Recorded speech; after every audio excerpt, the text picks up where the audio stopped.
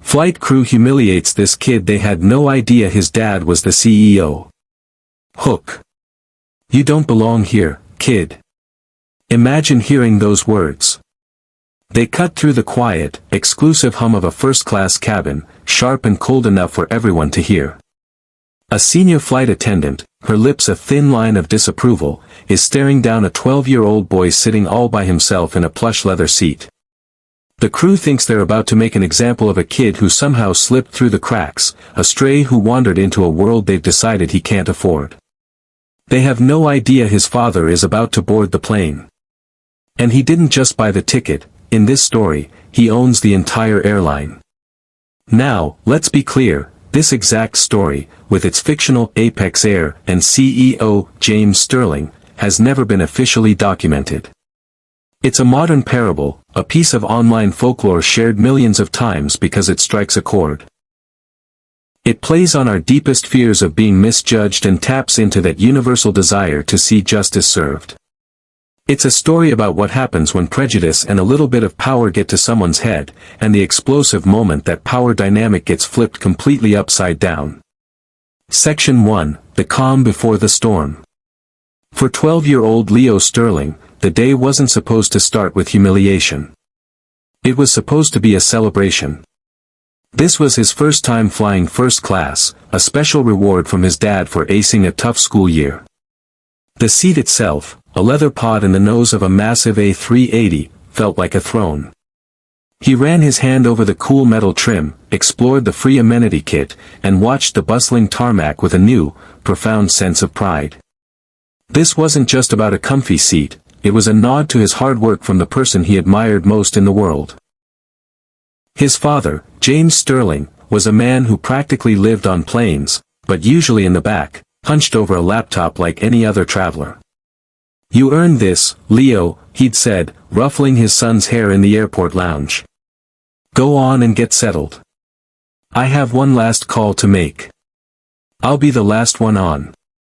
At first, everything was perfect. A junior flight attendant with a warm smile offered Leo a pre-departure drink. Orange juice, please, Leo said politely. It came in a real glass, not a plastic cup, along with a small bowl of warm nuts. For a few perfect minutes, Leo felt exactly where he was supposed to be, welcomed, seen, and valued. He felt grown up. That feeling started to sour the moment Brenda, the flight's purser, strode into the cabin. She moved with a sharp, proprietary air, her eyes scanning the elite passengers like a hawk. Her gaze swept over a tech CEO, a famous actress, and then it landed on Leo.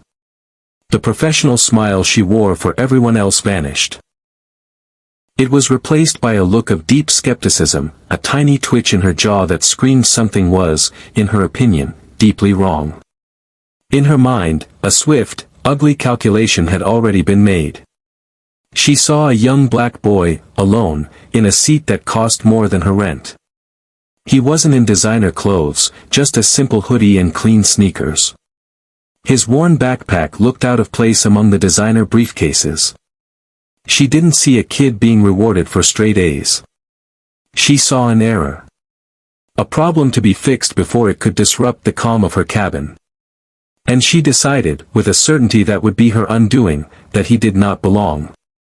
Section 2, The Injustice Begins. Brenda didn't approach Leo with a question, she approached him with an accusation. Excuse me, young man, she said, her voice low but laced with an authority meant to intimidate. I'm going to need to see your boarding pass. Leo, startled, looked up. Oh, sure, he said, fumbling for his phone. He held it up, the screen glowing with his name, Leo Sterling, and his seat, 2A. Brenda barely glanced at it. There seems to be a system glitch, she announced, her voice getting louder for the surrounding passengers to hear. This seat is blocked for a high-priority executive. I'm not sure how you were assigned it, but we're going to have to move you. The lie was so fast and so blatant, Leo was stunned into silence. He'd watched his dad book these exact seats weeks ago. But, my dad booked this for me, he said, his voice small but clear. My name is on it. The system says otherwise, Brenda snapped, her thin patience cracking. By now, other passengers were watching. A man in a business suit lowered his newspaper, annoyed. A couple behind them whispered, their eyes darting between Brenda and Leo. A hot flush of shame crept up Leo's neck. He was no longer an excited kid on a trip, he was a spectacle. Feeling the eyes on her, Brenda doubled down. This wasn't a customer service issue anymore, it was a challenge to her authority. Listen, I don't have time to argue, she said, her voice dripping with condescension. The flight is about to close, and you're in the wrong seat. I can find you a place in economy, or we can have security escort you off the plane. Your choice. The threat of security was terrifying. Leo's heart hammered against his ribs. He looked around for help, for one kind face, but found none. The other passengers either stared with cold curiosity or pointedly looked away, their silence making them complicit. One man muttered to his companion, just loud enough for Leo to hear, "Good. About time they sorted this out."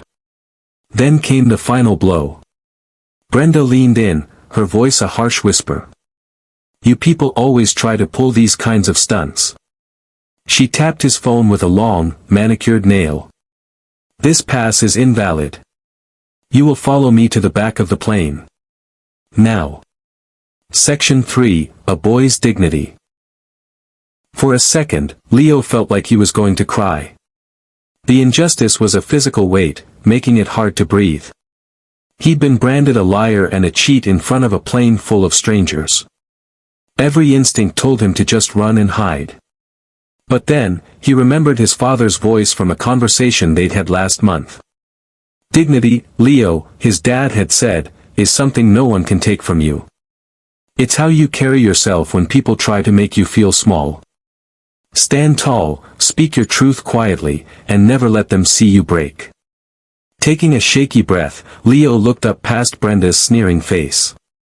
My father taught me that a person's worth isn't determined by their seat number, he said, his voice quiet but steady. The simple statement landed with surprising force. Brenda was taken aback. She'd expected tears or a tantrum, not this unshakable calm. The man with the newspaper actually looked up, a flicker of respect in his eyes. But the surprise quickly hardened into fury. To Brenda, this wasn't character, it was insolence. How dare this kid quote his father to her? Well, your father isn't here, is he? She shot back. And on my plane, you sit where I tell you. Now, get up. I won't ask again. She gestured sharply with her hand.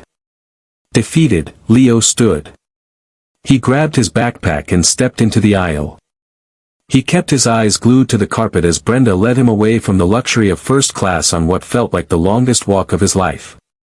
He could feel every stare, every whisper, every silent judgment, as the dream of his special trip turned into a complete nightmare. Section 4, The Arrival.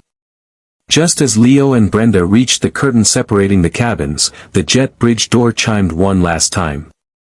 The final passenger was boarding. He was a tall man in a simple travel blazer and dark jeans, finishing a call on his phone. He radiated a quiet, unshakable confidence. He paused at the front, nodding to another flight attendant as he pocketed his phone. I'll call you back when we land, he said. Then he lifted his head, his eyes swept the cabin, and his blood ran cold. He saw his son, Leo, shoulders slumped in defeat, face pale and strained, being led away by a flight attendant. In that instant, nothing else mattered. James Sterling didn't shout.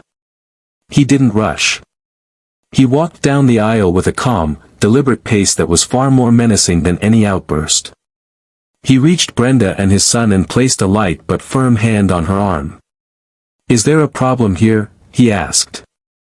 His voice was level, almost gentle, but it cut through the cabin's hum like a scalpel. Brenda turned, annoyed. She didn't recognize him. Sir, I have this under control, she said dismissively. It's a simple seating issue. If you'll please take your seat, we're preparing for departure. James didn't move. His eyes were locked on his son. "Leo," he said softly. "What's going on? Why aren't you in your seat?" Tears welled in Leo's eyes as a wave of relief washed over him. "Dad," he whispered, his voice cracking. "She said my ticket was wrong. She said I don't belong here and she's moving me to the back." The simple, painful words hit the quiet cabin with the force of a punch. James's expression didn't change, but a storm was gathering in his eyes. He slowly turned his head to Brenda. The time for politeness was over. Section 5, The Reveal and Reversal.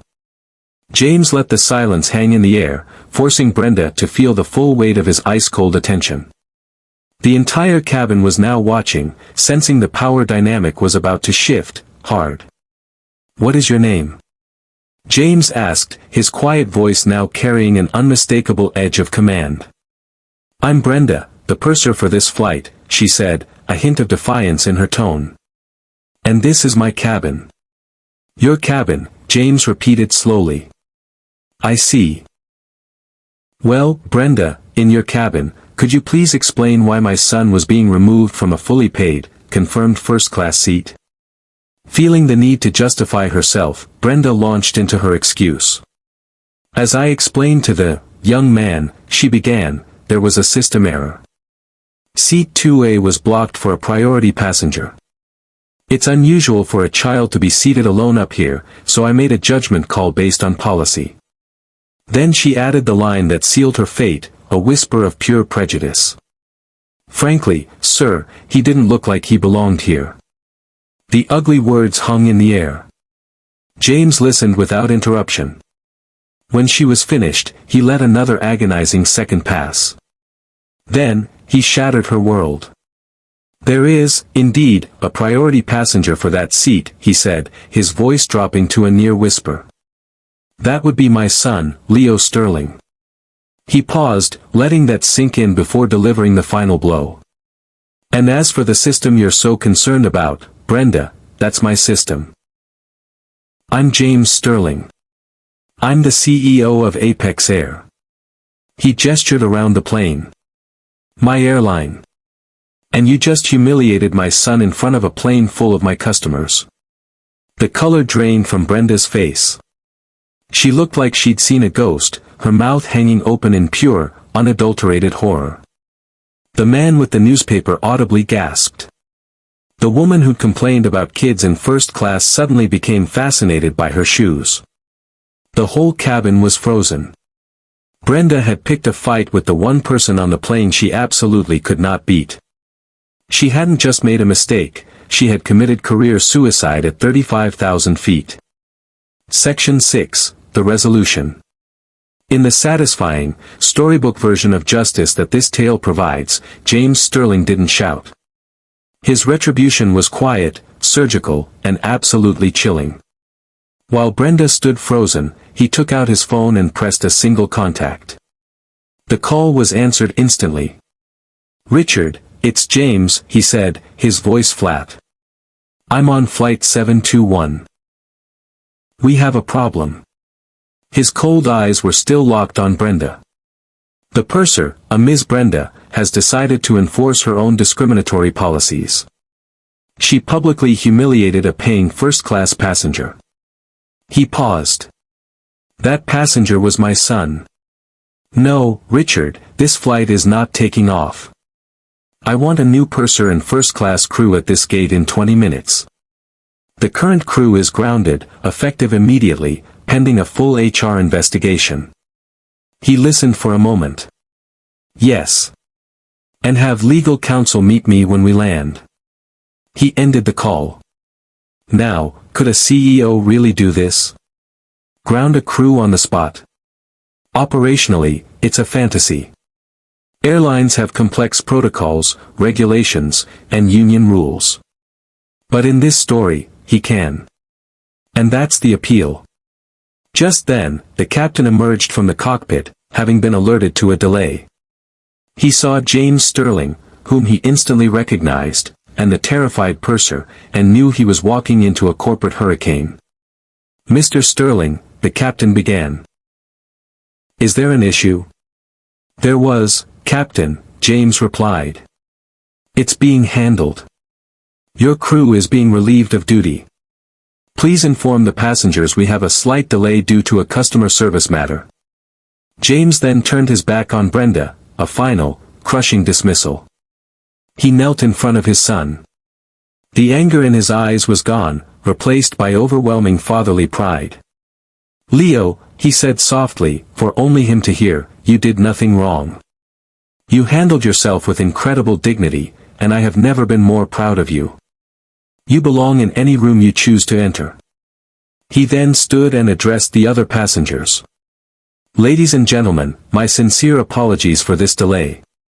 At Apex Air, we have a zero-tolerance policy for disrespect. Every passenger deserves to be treated with dignity. Today, we failed. That failure is being corrected. He walked Leo back to seat 2A. A few minutes later, a new crew boarded as Brenda and the old crew performed their own walk of shame off the aircraft. The flight was, finally, cleared for takeoff. Section 7, the moral of the story and conclusion. This story isn't just about instant karma, it's a powerful thought experiment. While the specific events are a work of fiction, they reflect a reality many people face every day. The feeling of being judged or excluded based on appearance is a painful and widespread issue. Real stories of bias on flights exist, even if they don't end with such a dramatic, movie-like climax. The tale of Leo and his father is a fantasy of perfect justice, a world where the wronged are instantly vindicated and prejudice faces immediate and severe consequences. It speaks to our deep need to see dignity defended and the balance of power restored. It's a stark reminder that a person's value isn't determined by their clothes, their age, or their seat number. Real authority doesn't come from a uniform, it comes from character. And sometimes, it takes a fictional story about a quiet, dignified 12-year-old boy, and a father willing to ground an airplane for him, to remind us all of that simple, powerful truth. Call to action. So, what do you think? What would you have done if you were a passenger on that flight? Would you have spoken up, or stayed quiet? Let us know in the comments below. And for more stories that make you think, don't forget to like and subscribe. Thanks for watching.